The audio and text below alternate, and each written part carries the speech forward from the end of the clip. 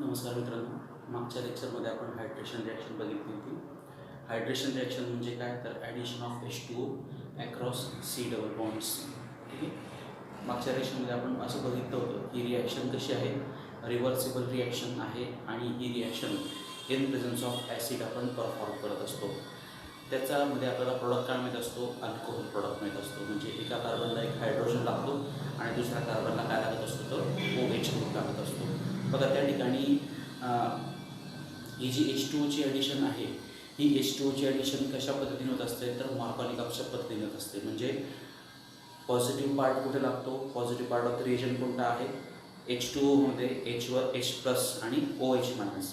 OH minus कुठे लागतो, तर ज्या कार्बनला कमी हायड्रोजनचा आहे, आणि H कुठे लागतो, तर ज्या कार्बनला जास्त हायड्रोजन. आपण जर बघितलं बघा, हा आपला स्टार्टिंग कंपाऊंड आहे 1 प्रोटीन. त्याच्यावर आपल्याला कशी रिॲक्शन करायची, H2Oची रिॲक्शन करायची. आपण जर प्रॉडक्ट बघितला तर इथं 2 हायड्रोजन्स आहे आणि इथं 1 हायड्रोजन आहे. तर आपल्याला प्रॉडक्ट कसा मिळालेला आहे, H कुठे लागला आहे, या ठिकाणी. म्हणजे positive part of the region adds to the carbon which contains more number of hydrogen, and negative part of the region adds to the carbon which contains less number of hydrogen. Negative part कोणता होता त्याच्यामध्ये, OH minus. OH minus कुठे लागला आहे, या carbon लागला आहे, आणि H कुठे लागला आहे, ते या ठिकाणी लागला. म्हणजे ही जी H2Oची ॲडिशन झाली ही कुठल्या पद्धतीने झाली आहे, मार्कोनिकॉप्स पद्धतीने झाली. याचं एकदम मेकॅनिझम परत बघूयात आपण. रिॲक्शन कशी आहे, रिव्हर्सिबल रिॲक्शन. काय होतं याच्या, आणि रिॲक्शन कोणाच्या प्रेझन्समध्ये परफॉर्म केलं करतोय आपण, ॲसिडिक कंडिशनमध्ये H2SO4. त्याचं आयनायझेशन जर झालं H प्लस आणि HSO4 मायनस. ठीक आहे. हे जे पायइलेक्ट्रॉन्स आहे, हे पायइलेक्ट्रॉन्स कोणावर अटॅक करत आहेत, H प्लसवर अटॅक करत आहे. ही पहिली स्टेप आहे, स्लो आहे. या ठिकाणी अटॅक सुरू झालेला आहे आणि आपल्याला काय मिळालं, पाय कॉम्प्लेक्स मिळाला. पाय कॉम्प्लेक्सचं कन्व्हर्जन कशामध्ये झालं आहे, इंटरमिजिएट कार्बोकटायनमध्ये झालेला आहे. ठीक आहे. आणि हा कार्बोकटायन कसा आहे मित्रांनो, सेकंडरी कार्बोकटायन आहे. हा inductive effect, electron donating inductive effect, त्याचप्रमाणे हायपर कॉन्ज्युगेशन इफेक्टने हा कार्बोकटायन काय करतो, आपण स्टेप करू शकतो. ठीक आहे. या कार्बोकटायनवर नंतर मग सेकंड फास्ट स्टेपमध्ये H2O हा न्यूक्लिओफाईल म्हणून अटॅक करतो. या लोन पेअरचा अटॅक कशावर होतोय, या कार्बोकटायनवर होतोय, आणि आपल्याला काय मिळतोय, प्रोटोनेटेड अल्कोहोल मिळतोय. हा प्रोटोनेटेड अल्कोहोल आपण पुढे काय होतं, त्याचं डिप्रोटोनेशन होतं आणि फायनली आपल्याला काय मिळत असतो, अल्कोहोल मिळत असतो. ओव्हरऑल रिएक्शन काय झालं मित्रांनो, अल्किनचं कन्व्हर्जन कशामध्ये झालंय, अल्कोहोलमध्ये झालंय. एका कार्बनला H लागला आणि दुसऱ्या कार्बनला काय लागला, OH लागला. H2Oची ॲडिशन म्हणजे काय झाली, हायड्रेशन. सांगण्यामागचा उद्देश काय, हे हायड्रेशन रिॲक्शन कोणत्या पद्धतीने झाली आहे, मार्कोनिकॉप्स पद्धतीने झाली. आजच्या लेक्चरमध्ये आपण अँटी मार्कोनिकॉप हायड्रेशन रिॲक्शन बघणार आहोत. ती कशा पद्धतीने होते ते आपल्याला बघायचं आहे. आता आपण बघतोय अँटी मार्कोनिकॉप्स हायड्रेशन. हायड्रेशन म्हणजे काय, addition of H2O across C double bond C, त्याला काय म्हणणार, हायड्रेशन.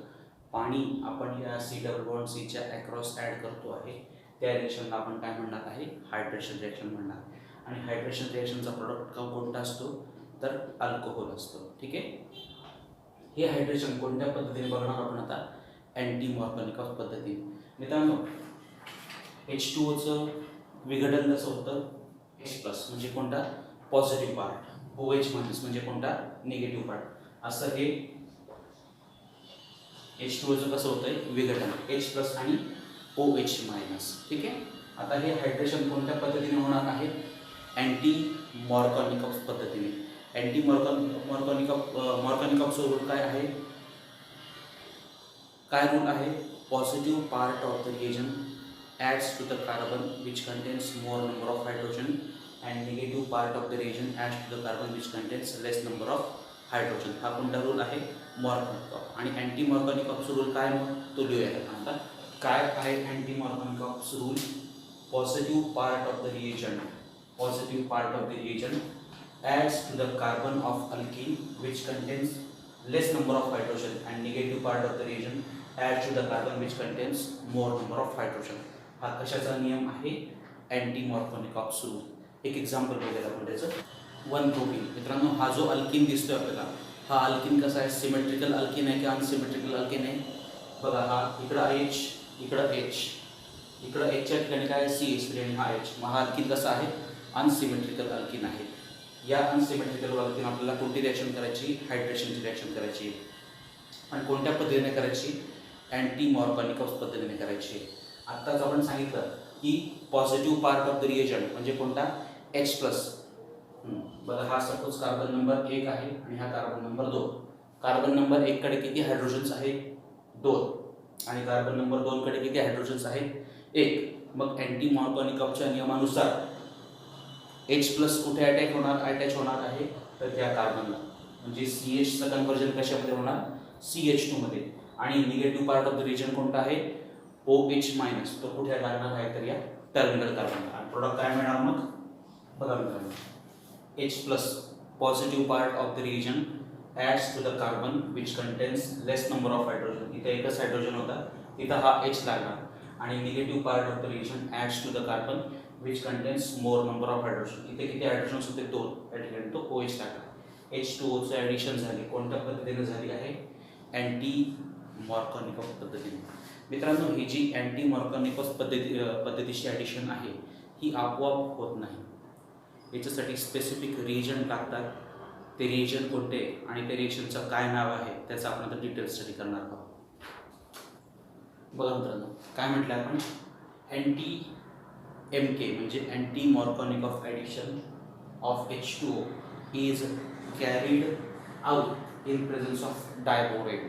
म्हणजे अँटी मॉर्गॅनिकॉस आपल्याला हायड्रेशन रिॲक्शन करायची असेल तर आपला रिएजंट कोणता लागणार आहे, डायबोरेन. म्हणजे B2H6 किंवा काय तर बोरेन. बोरेन म्हणजे काय तर BH3. ही जी रिॲक्शन आहे या रिॲक्शनला आपण कोणती रिॲक्शन म्हणणार आहे, हायड्रोबोरेशन रिॲक्शन. आणि या हायड्रोबोरेशन रिॲक्शनमुळे आपल्याला काय मिळतं प्रोडक्ट, ट्राय अल्किल बोरेन. काय मिळतं, ट्राय अल्किल बोरेन. बघा आता ह्या हायड्रोबोरेशन रिॲक्शन कशी होते ते बघूया. मित्रांनो, आपण याचा उल्लेख केला कशाचा, BH3. BH3 म्हणजे काय, बोरेन. आणि B2H6 म्हणजे काय तर डायबोरेन. हा मोनोमर आहे आणि हा काय आहे, डायमर आहे. ठीक आहे. आता ह्या BH3चं आयोनायझेशन कसं आहे, हायड्रोजनवर कोणता चार्ज आहे, H मायनस. आणि बोरॉनवर कोणता चार्ज आहे, पॉझिटिव्ह. म्हणजे हायड्रोजन बोरॉनपेक्षा जास्त इलेक्ट्रोनेगेटिव्ह आहे.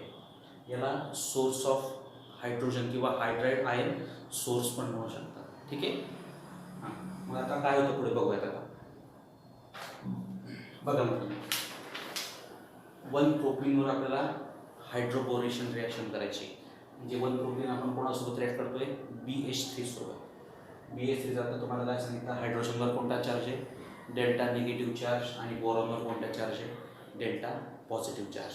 मग ह्या हायड्रोबोरेशन रिॲक्शनमध्ये काय होतं, हे जे पाय इलेक्ट्रॉन्स आहेत, हे पाय इलेक्ट्रॉन्स टर्मिनल कार्बनचे पाय इलेक्ट्रॉन्स कशावर अटॅक करत आहेत, BH2. म्हणजे कार्बन आणि BH2 मध्ये काय होणार, बॉन्ड फॉर्मेशन. बघा, कार्बन आणि BH2 मध्ये पार्शियल बॉन्ड तयार झाला दिसतोय. याच्यात बॉन्ड तयार होतोय म्हणजे बोरॉन आणि हायड्रोजन मधला बॉन्ड काय होणार, ब्रेक होणार. आणि हा हायड्रोजन या कार्बनशी बॉन्ड तयार होतो. बघा, परत लक्षात घ्या, इथं बॉन्ड फॉर्म व्हायला सुरुवात झाली, इथं बॉन्ड ब्रेक होतो आणि परत हा याच्याशी बॉन्ड तयार होतो. हा जो सायक्लिक 4 मेंबर इंटरमिजिएट आहे याला B10 इंटरमिजिएट म्हणतात. काय म्हणतात, B10 इंटरमिजिएट. इथं बॉन्ड फॉर्म होतोय, इथं ब्रेक होतोय, इथं फॉर्म होतोय. बघा, इथं CH होता, हा हायड्रोजन बनला, काय झाला, CH2. ठीक आहे. आणि हा शेवटच्या CH2 ला काय झाला उरलेला, BH2. परत लक्षात घ्या मित्रांनो, पाय इलेक्ट्रॉन्सचा अटॅक कशावर झालाय, electrophilic part of the reagent that is BH2. Terminal carbon through attach झाला. कार्बन आणि बोरॉनमध्ये बॉन्ड फॉर्म होतोय. या बोरॉन आणि हायड्रोजनमध्ये बॉन्ड ब्रेक होतो आणि हा H मायनस म्हणून या कार्बनवर अटॅक करतोय. ठीक आहे. हा B10 इंटरमिजिएट आहे आणि आपल्याला हे स्पेसिस मिळेल.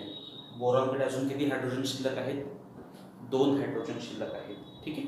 मग अजून अल्किनचे किती मॉलिक्युल्स लागतील, 2 मॉलिक्युल लागतील. बरोबर. बोरॉनकडे हायड्रोजन्स किती शिल्लक होते, 2 हायड्रोजन शिल्लक होते. म्हणून अजून 2 प्रोपीनचे मॉलिक्युल्स त्या ठिकाणी रिॲक्ट झाले त्या कंपाऊंडशी. आणि आपल्याला बघा काय झालं, त्या ठिकाणी CHचं कन्व्हर्जन CH2 मध्ये आणि उरलेला हा काय झाला, बोरॉन. म्हणजे आपल्याला काय मिळालं या ठिकाणी, काय मिळत आहे, किती अल्किल ग्रुप आहेत, 3, आणि कशा लागले, बोरॉन लागले, म्हणून काय मिळालं, ट्राय अल्किल बोरॉन इंटरमिजिएट मिळालं आहे. ही जी रिएक्शन झाली याच्यामध्ये एका कार्बनला बोरॉन लागला, दुसऱ्या कार्बनला काय लागला, हायड्रोजन लागला, म्हणून या रिएक्शनला आपण कोणती रिएक्शन म्हणणार,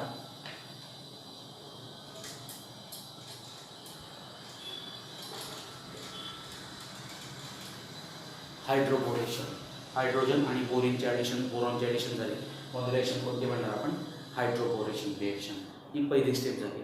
पहिल्या स्टेपमध्ये इंटरमिजिएट काय मिळालं आहे, ट्राय अल्किल बोरेन. आता सेकंड स्टेपमध्ये काय होतं, सेकंड स्टेपमध्ये काय आहे, ऑक्सिडेशन ऑफ इंटरमिजिएट. इंटरमिजिएट कोणता मिळाला पहिल्या स्टेपमध्ये, ट्राय अल्किल बोरेन. या ट्राय अल्किल बोरेनचं काय होतं, ऑक्सिडेशन.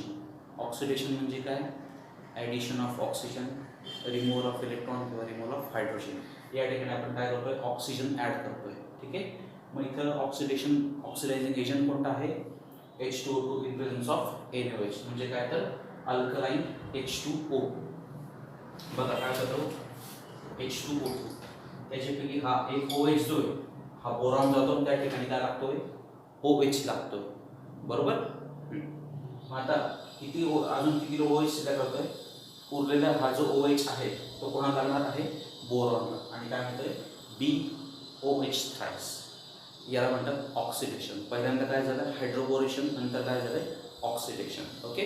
आपण जर व्यवस्थित प्रॉडक्ट बघितला तर या ठिकाणी हा जो एका कार्बनला काय लागला आहे, हायड्रोजन, आणि दुसऱ्या कार्बनला काय लागला, OH. फक्त कोणत्या पद्धतीने लागलाय, अँटी मॉर्कनिकॉप्स पद्धतीने झालंय. ओके. याला म्हणायचं anti Markovnikov's hydroboration reaction. Okay. Thank you.